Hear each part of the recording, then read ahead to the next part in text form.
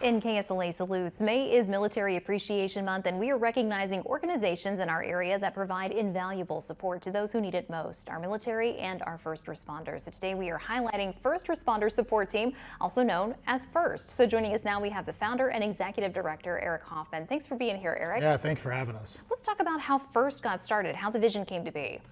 First kind of came around from the idea of the old Mr. Rogers. Some people don't remember that day, but they talked about a conversation between him and his mom, and he was scared to look at the tragedy, and she said, hey, look at all the helpers. Just watch everyone who's running to the problem, focus on the helpers. So that's where we kind of put our foot in the ground and said, let's help the helpers, let's serve those that are serving us. Absolutely, because the helpers, the first responders, the military, the fire, the police, there are days that they are seeing things that are so tragic that you and I cannot even imagine. Right.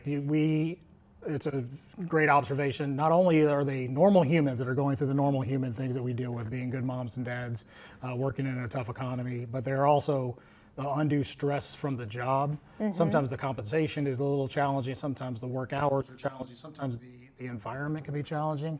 And if you're not lived in experience, sometimes it's hard to even quantify that with the average person. So they need that environment around them and that habitat to grow that and work through that mentally. And that support and letting them know that somebody is there. And it's okay to say that you're struggling and that something is not quite right and that you need an extra hand. Oh yeah, we say it all the time. It's okay to not be okay. It's just not okay to stay that way. So let's talk about some of the resources that FIRST has been able to put together to help somebody who reaches out to you. Yeah, first everything's about mental health. So at the end of the day, all the programs, they have different names, but they all focus on taking care of people and let them know they're loved and they're appreciated. So we do mental health counseling. That's the #1 program that we do. We have many partners. We have 4 local that we can get you connected to. We pay for it out of our pocket. It is completely free. We treat the person, not the badge. We treat the person, not the uniform. It gives the confidentiality, allows people to go and get care and avoid all the stigma of, does this have career implications? Holistically, we think that our first responders are unfortunately underpaid and they need to be taken care of. So when life happens and the check engine light comes on, either in life or literally in your car, sometimes that is a new challenge that people don't know how to financially deal with. So we offer a micro grant. We're able to support that financially when a crisis occurs, because left unchecked, those things become the stressors that deal with the mental health. And then we have a trusted referral network of, I don't need to be expert. We were talking about cattle parish, animal shelter, and all the great things that the companions do there.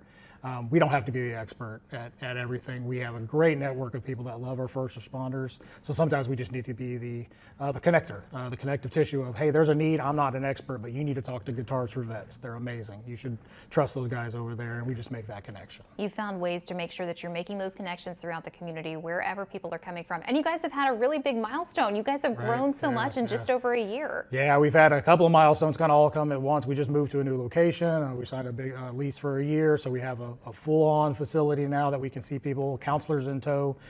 We just reached our 500th mental health counseling session that we've purchased.